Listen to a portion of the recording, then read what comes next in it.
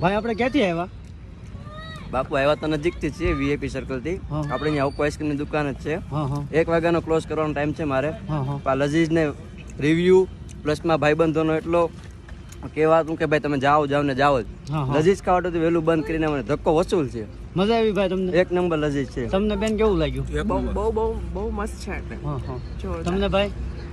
એક નંબર છે. હા હા જે લોકો અહીંયા આવે ને એક વખત આવો ખાલી. હા આપણે એને કહેતા પછી કસ્ટમરને શું કહેવા માંગશો તમે?